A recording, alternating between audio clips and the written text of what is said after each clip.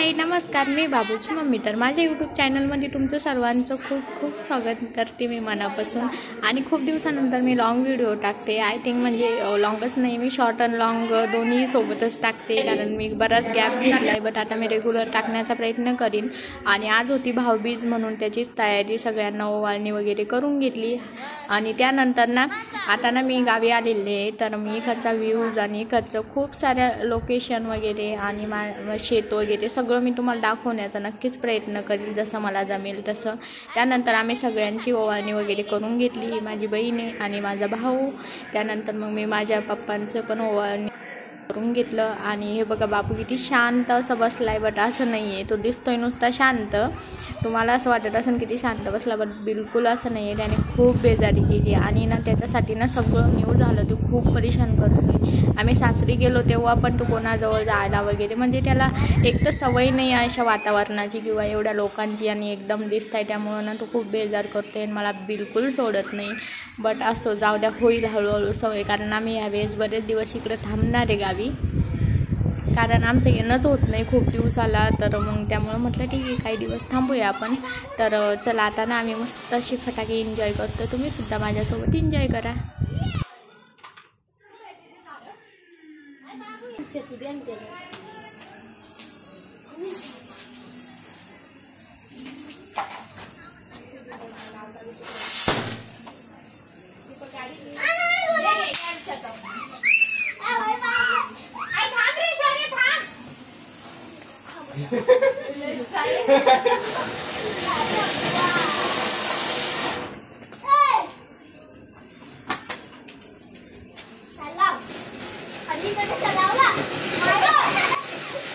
शेवटी ना गावाकडच्या दिवाळीसारखी दिवाळी ना कुठे सेलिब्रेट होत नाही असं मला तरी वाटतं। तुम्हाला असं वाटतं का हे मला ना नक्की कमेंट करून सांगा, कारण ना म्हणजे एवढी मस्ती वगैरे। मी एक दिवाळी ना तिकडं कोकणामध्ये सेलिब्रेट केली आहे, म्हणजे तेव्हा मी एकटीच होते आणि प्रेग्नेन्सीमुळे मला येता येत सुद्धा नव्हतं गावी। पण मला ना एवढी बोर झाली होती ती दिवाळी, आणि मी नव्हती म्हणून ही माझी गँग, यांना एवढं बोर झालं होतं, सगळे म्हणत होते तू नाही तू नाही। आणि मग ते ऐकून तर मला असं जास्त दुःख असं वाटत होतं। त्यानंतर मग लास्ट इयरला बाबू छोटा होता, तर लास्ट इयरला म्हणजे जवळपास तो 3-4 महिन्याचाच होता बाबू।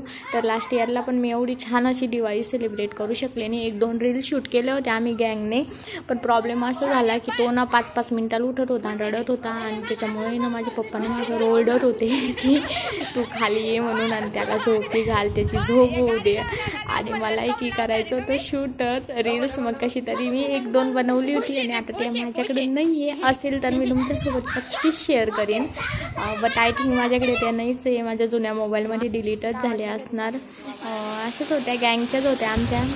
तर बघीन मी, असेल तर नक्कीच शेअर करेन।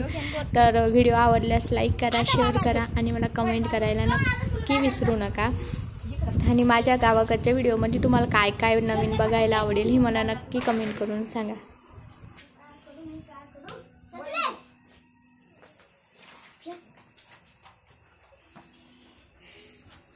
आपण त्याला लसूण फटाके फोडू। चलो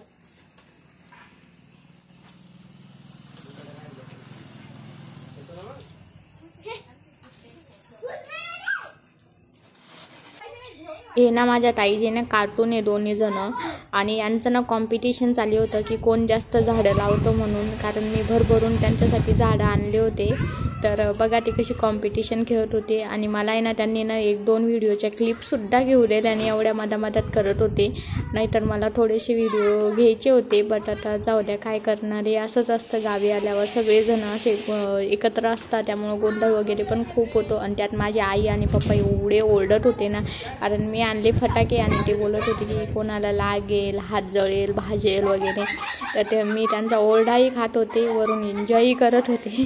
तुमच्यासोबत हे असंच होतं का, मला नक्की कमेंट करून सांगा। मला तर ना कोणी पण ओरडतच राहतं, कारण मी कामच अशी करते ओरडण्यासारखे, त्याच्यामुळे सगळे ना माझ्यावरनं अशी बंदूक ठेवलेलीच असते, डिशक्यावच करतात मला। आणि हा बघा बाबू आणि बाबूचा मामा, कारण बाबू खूप परेशान करत होता, म्हणून म्हटलं आता मामाला म्हटलं घे, आता तू मला थोडासा एन्जॉय करू दे, म्हणून त्याचा मामानं त्याला घेऊन असा फिरतो इकडे तिकडे। आणि माझा बाबू याला ना बिलकुल भीती वगैरे वाटत नाही लागायची कशाचीच नाही. शेवटी कसं तरी मी सगळ्यांना ओरडून वगैरे चिडून बाजूला केलं आणि एक छोटीशी रील रील शूट केली. एवढंच माझं करणं झालं.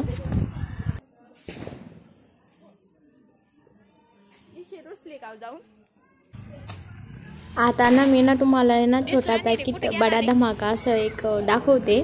तो दुसरं कोणी नसून माझा बाबू आहे. बघू शकता त्याला सुरसुरी झाड वगैरे काही लागत नाही. त्याला डायरेक्ट जाऊन ना बॉम्बच घेतले. म्हणजे डायरेक्ट त्याला ना आता बाबाचं घरच उडून टाकायचं आहे वाटतं, म्हणून त्याने सगळे बॉम्बच घेतले. म्हणजे ते म्हणतात ना छोटा पॅकेट बडा धमाका, तशातलं सेमाचं कार्टून आहे. खूप मस्ती करतं आणि खूप आगाव आहे. मला ना असं बिलकुल जास्त एन्जॉय करू देत नाही आहे. चिडचिड आणि नुसता रडतोय. तर चला असो जाऊ द्या.